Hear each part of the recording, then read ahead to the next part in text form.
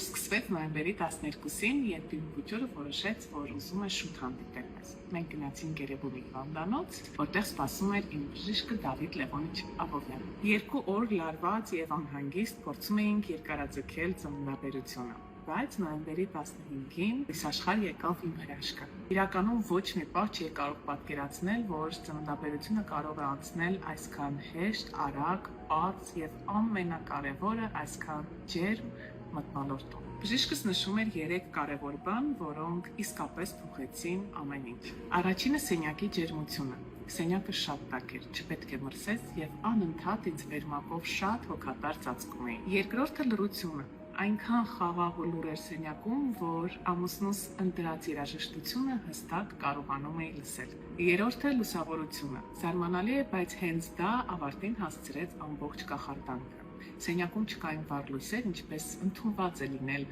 վիրահատարանում, անկյունում վառվում էր մի մեղմ լամպ։ Եվ հենց այդ լուսավորության ներքո կորան բոլոր վախերը, անհանգստություններն ու ստրեսը։ Եվ այս ամենը հնարավոր դարձավ միայն ու միայն